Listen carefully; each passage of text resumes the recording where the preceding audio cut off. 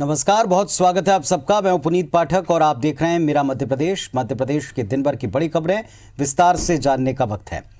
मध्य प्रदेश में उपचुनाव में इस वक्त कैंपेन दोनों तरफ से जोरों पर है। बीजेपी के मैं भी शिवराज के जवाब में कांग्रेस पार्टी ने भी एक नया मैं मर्यादा पुरुषोत्तम अभियान छेड़ दिया है। ये पूरा बवाल कांग्रेस नेता दिनेश गुर्जर के उस बयान के बाद शुरू हुआ जिसमें उन्होंने सीएम शिवराज सिंह को भूखे नंगे परिवार का बताया था। हालांकि दिनेश गुर्जर अपने बयान पर खेद जता चुके हैं, सफाई दे चुके हैं, लेकिन भारतीय जनता पार्टी इस मुद्दे को, इस बयान को छोड़ नहीं रही।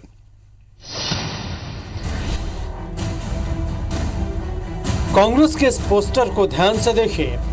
इसमें उपचुनाव की लड़ाई को सत्ता हरण करने वाले साधु और मर्यादा पुरुषोत्तम की लड़ाई बताया गया है। पोस्टर में पूर्व मुख्यमंत्री कमलनाथ का फोटो लगाकर लिखा गया है, मैं भी बनूंगा मर्यादा पुरुषोत्तम। कांग्रेस का ये कैंपेन बीजेपी की मैं भी शिवराज मुहिम का जवाब माना जा रहा है।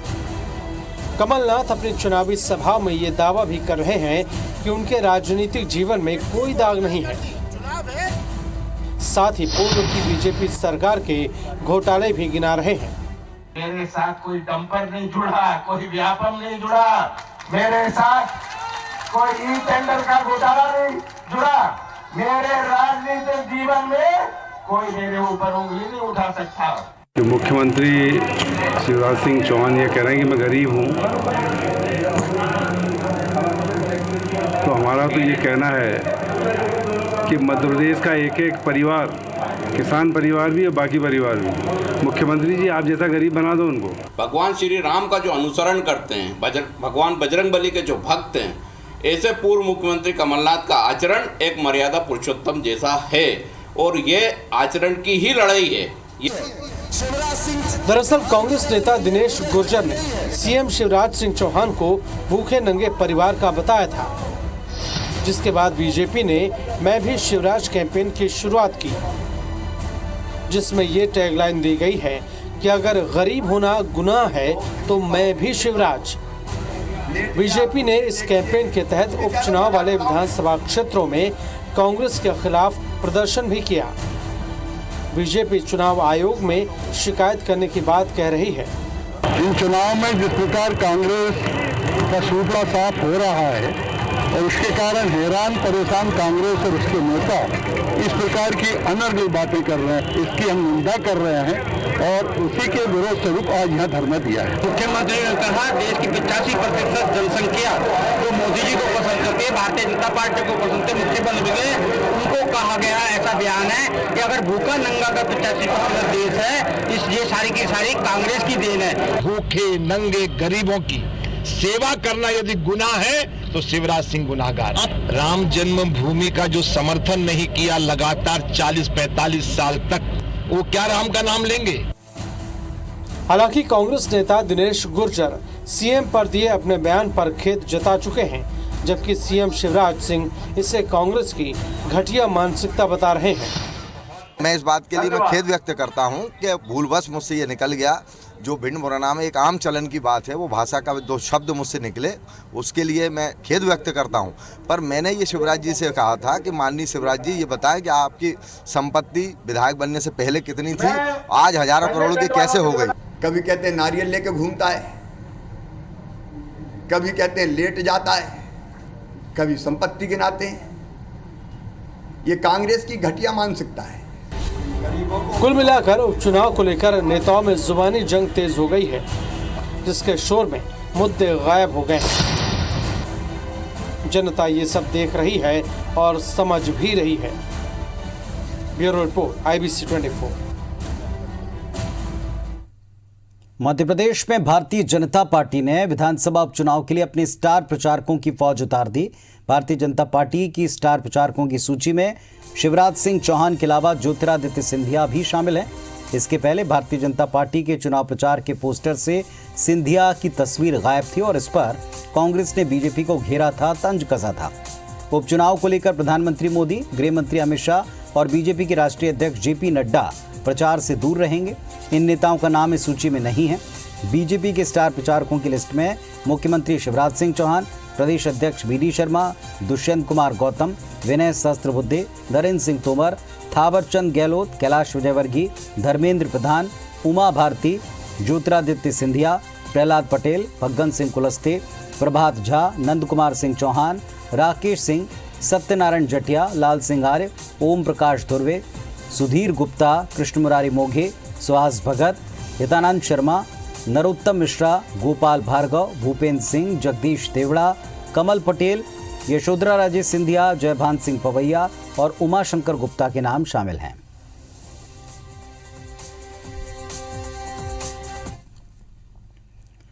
मध्य प्रदेश में उपचुनाव को लेकर सियासी पारा चरम पर है।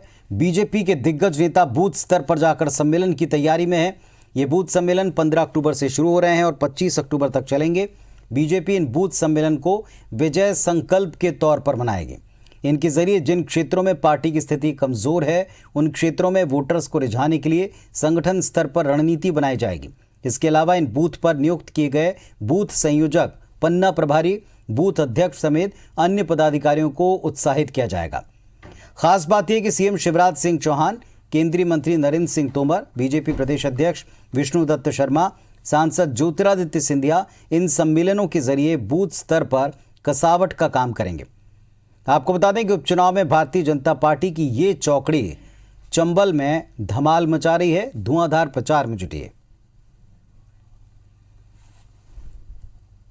जो चौकड़ी है ये हमेशा गलत संदर्भों में ही प्रयोग की जाती है और ये दुनिया में सबसे कोई बदनाम शब्द है राजनीति में षड्यंत्र करने के लिए, छल करने के लिए, छद्म करने के लिए, तो वो चौकड़ी शब्द ही है और उन्होंने चौकड़ी बना ली है तो जनता निश्चित रूप से इसको खंडित करेगी, इसको जो है नेस्तनाबूद करेगी। भारतीय जनता पार्टी में हर एक की भूमिका है, आप देखते जाइए, हर एक की भूमिका आपको महत्वपूर्ण दिखाई पड़ेगी आने वाले समय में।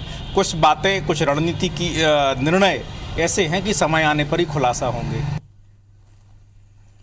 मध्य प्रदेश में राज्य सरकार के बदलने से पहले सक्रिय हुई पूर्व सीएम उमा भारती के अचानक उपचुनाव के समय दूरी चर्चा का विषय बना है।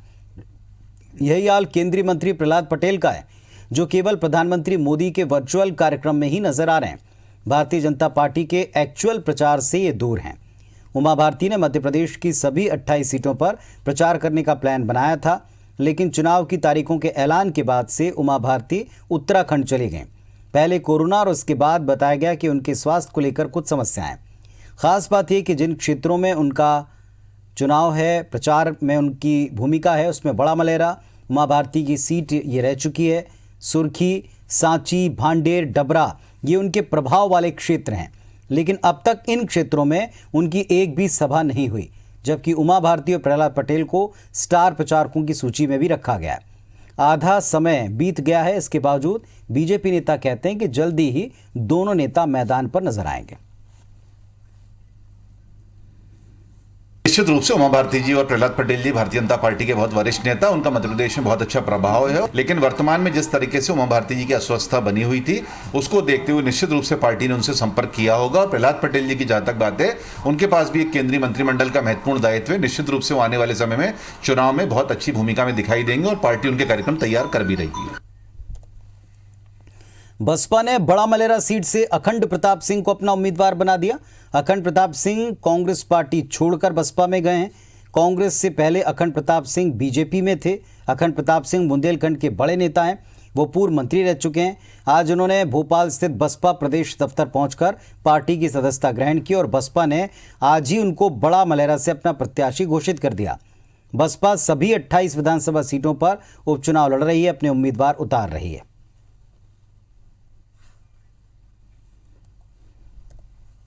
पार्टी टिकट देगी तो उस सीट के करूँगा, तो पूरे मध्य प्रदेश में बहुजन समाज पार्टी के लिए काम करूँगा और यहाँ निश्चित तौर से आने वाले समय में कमलनाथ की नहीं, शिवराज सिंह की नहीं, यहाँ बहन जी इसको चीफ मिनिस्टर बनाएंगी, बीएसपी की सरकार होगी।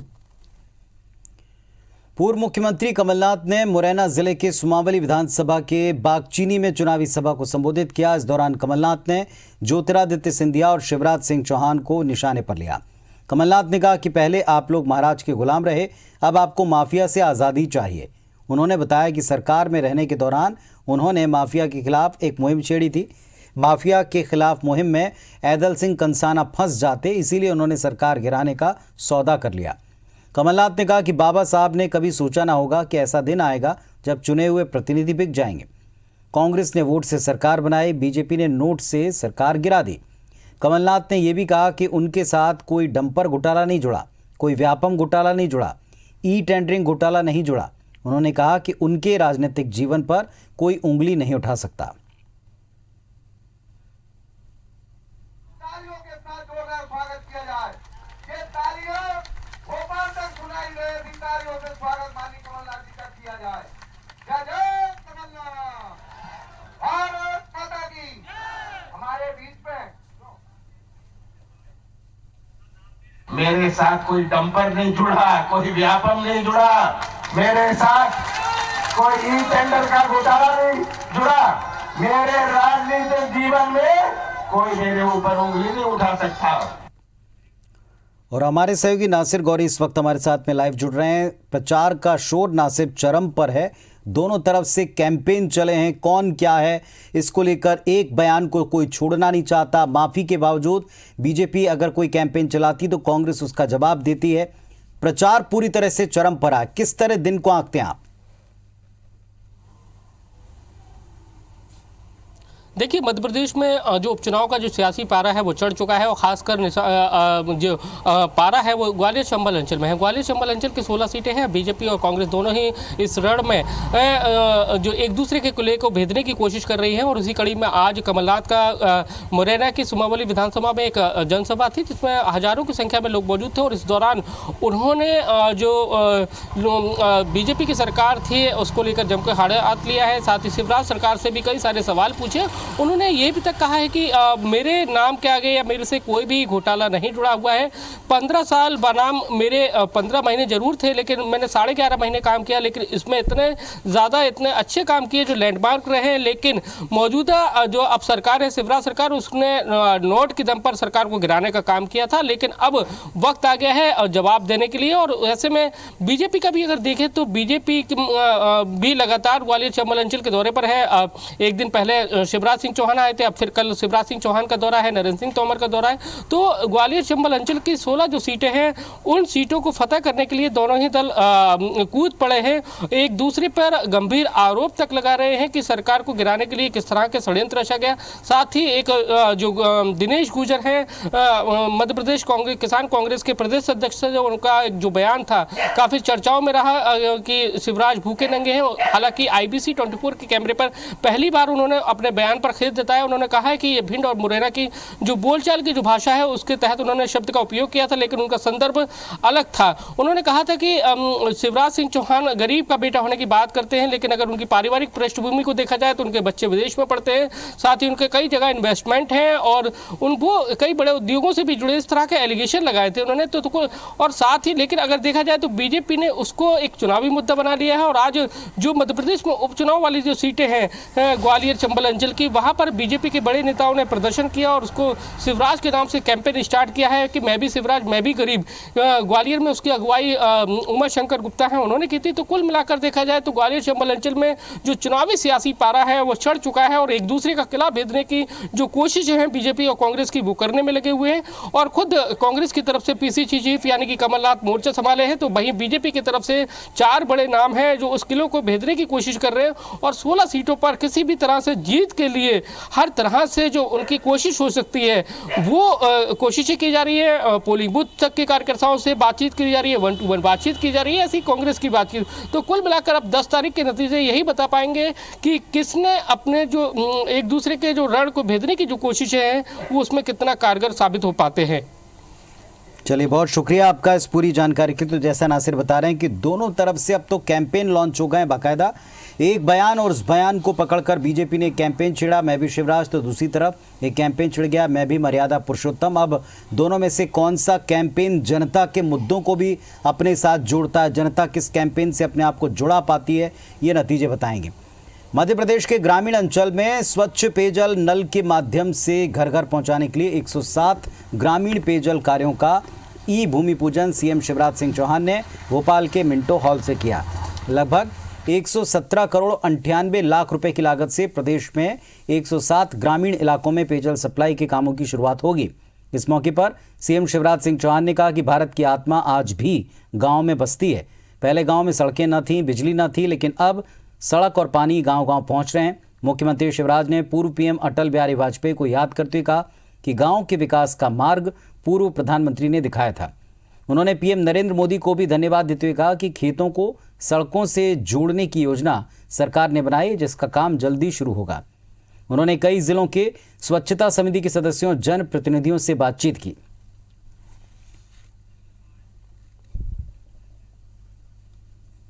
हम माननीय प्रधानमंत्री जी का अभिनंदन करते हैं। सभी गांव को पीने का शुद्ध पानी मिले, हैंडपंप और कुएं पर निर्भरता ना रहे, इसलिए नल जल योजनाओं के माध्यम से पाइपलाइन बिछा के, घर नल लगा के ये पीने का पानी दिया जाएगा। आज तो हमने शिलान्यास 107 नल जल योजनाओं का किया है।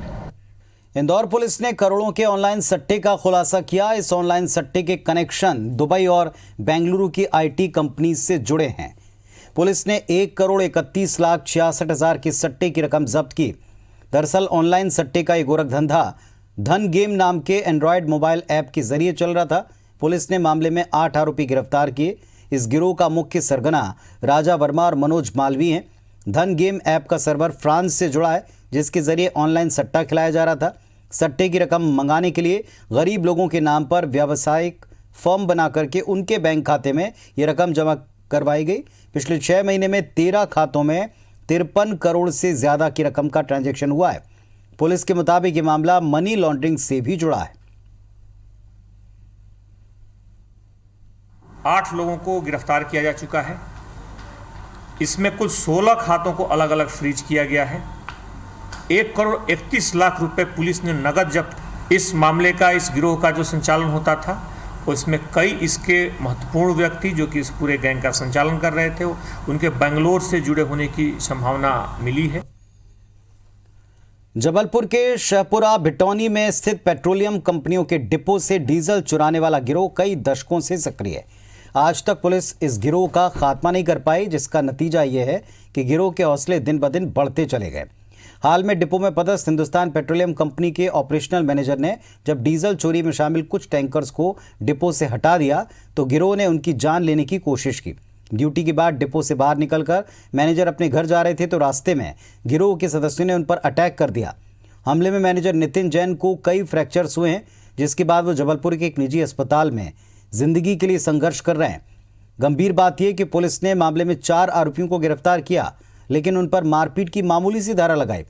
आरोपी आसानी से जमानत पर रिहा हो गए। मामले में पुलिस और गिरोह के बीच आपसी साठगांठ के आरोप भी लग रहे हैं।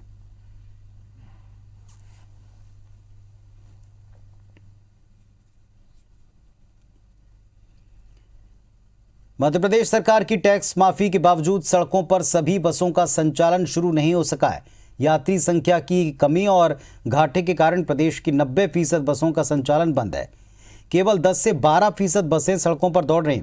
वहीं डीजल के बढ़ते दाम के कारण बस संचालकों को रोजाना नुकसान उठाना पड़ रहा है। अब बस संचालक 50% किराया बढ़ाने की मांग सरकार से कर रहे हैं, लेकिन आश्वासन के अलावा उनको कुछ मिला नहीं है। इंदौर में सरवटे, गंगवाल और नौलखा बस स्टैंड से जितनी बसों का संचालन होता है, उनमें से मात्र 10% बसें सड़कों पर हैं। यही नहीं, AICTSL की सभी बसें शुरू नहीं कर पाई हैं। शहर में हर दिन 1800 से ज़्यादा बसों का संचालन हुआ करता था, लेकिन मौजूदा वक्त पे बमुश्किल 200 से 250 बसें सड़कों पर हैं।